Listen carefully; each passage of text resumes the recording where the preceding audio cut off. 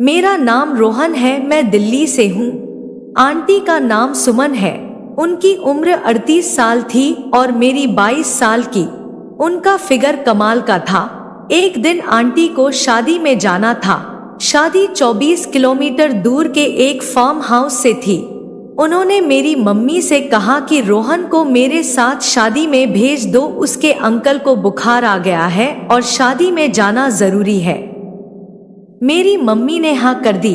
वह दिसंबर का महीना था। मैं और आंटी बाइक पर चल दिए। शाम 7 बजे तक हम दोनों शादी वाली जगह पर पहुंच गए थे। उधर 1-1.5 घंटा रुकने के बाद हम वापस चल दिए। जब मैं बाइक पर उन्हें पीछे बिठाए हुए बाइक चला रहा था तो उनके सीने मेरी पीठ को स्पर्श कर रहे थे, पर जैकेट की वजह से मजा नहीं आ रहा था।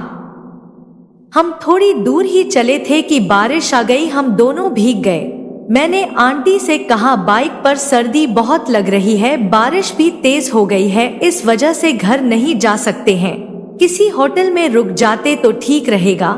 सुमन आंटी ने कहा ठीक है, घर पर फोन कर देंगे। हम दोनों एक होटल में आ गए। मैंने काउंटर पर जाकर एक कमरे के लिए बात कही तो मैनेजर ने एक कमरा दे दिया। मैंने औपचारिकता पूरी की और हम दोनों कमरे में आ गए। कमरे में आते ही मैंने आंटी से कहा, आप कपड़े बदल लो। आंटी हंसने लगी और बोली, इधर कपड़े कहाँ से आएंगे। मैंने आंटी को देखा तो वे मुस्कुरा दी और बोली, यार मुझे तो बड़ी सर्दी लग रही है।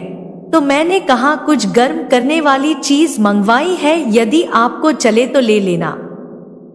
वे बोली, क्या मंगवाया है। मैंने कहा, व्हिस्की।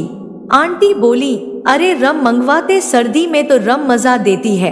मैंने झट से फोन पर व्हिस्की की जगह रम लाने की कह दी। साथ में कुछ भुने हुए काजू और नमकीन पिस्ता के लिए भी कह दिया। अगले कुछ ही पलों में वेटर सामान ले आया। मैंने 2 गिलासों में पैक बनाए और आंटी से पूछा, क्या लेंगी, पानी या सोडा।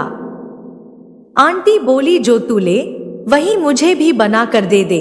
मैंने 2 गिलासों में बर्फ डाली और रम के पैक बना दिए। आंटी ने चीयर्स बोलकर जाम टकराए और मैं देखता ही रह गया। आंटी ने एक बार में ही सारा पैक गले के नीचे उतार लिया। शराब एक ऐसी चीज होती है जो सभी में झट से दोस्ती करवा देती है और बड़े छोटे का भेद खत्म हो जाता है। कुछ ही देर में आंटी के 3 पैक खत्म हो गए थे और मेरे 2। आंटी की सर्दी खत्म हो गई थी। मेरी आंखों में नशे के साथ कुछ और भी दिखने लगा था।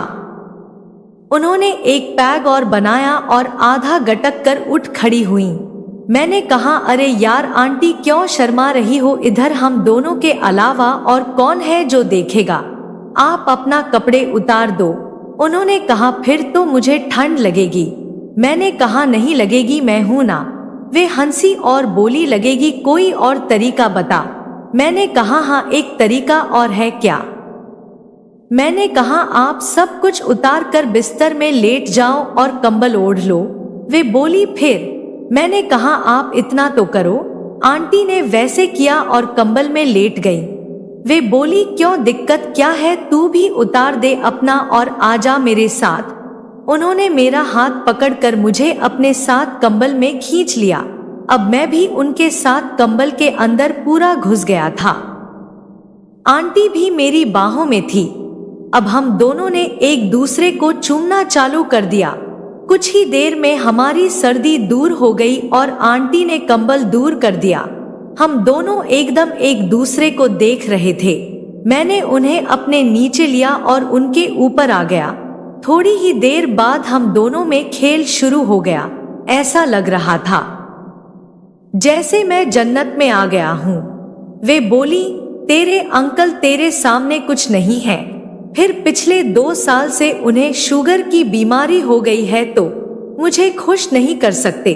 मैंने कहा, आप चिंता मत करो आंटी जी, मैं आपको खुश कर दूंगा। इस तरह पूरी रात मैंने खुश किया।